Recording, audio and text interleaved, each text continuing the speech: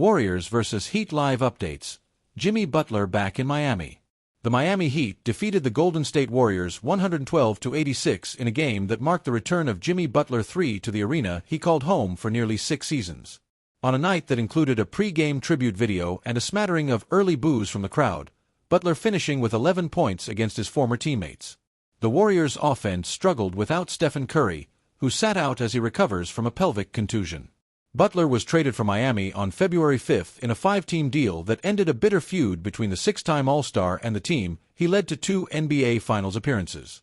Despite Tuesday's loss, the Warriors have gone 16-5 since Butler's arrival and remain in playoff contention within a tough Western Conference.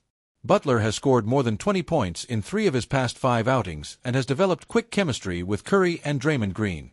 In a season that is likely to be remembered for Butler's prolonged standoff with Heat general manager Pat Riley, the Heat have now won 2 in a row following a 10-game skid.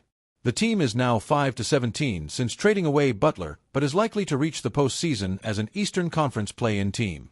Post-game takeaways. Warriors have little margin for error.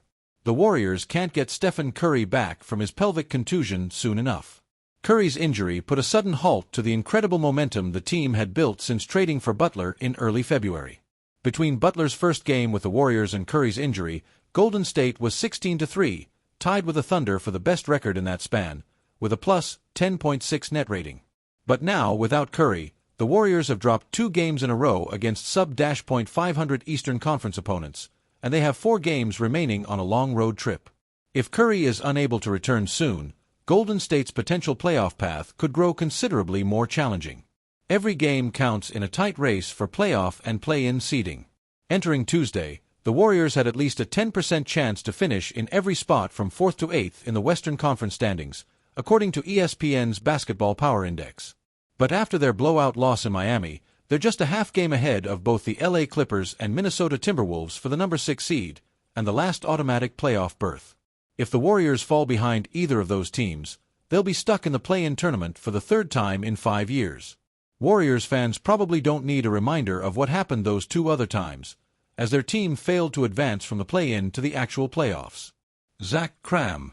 Despite win over Butler, uncertainty for Miami. Tuesday's win was one of the few bright spots in what has been a miserable March that has undercut the Heat's season. Beating Butler has limited value, especially with Curry missing. To underscore the state of tanking in the Eastern Conference, the Heat lost 10 consecutive games this month, and still were 5 games clear of 11th-place Toronto for the final play-in spot. We digress. The Heat have a long history of brilliant personnel decisions. But the past year hasn't been their best.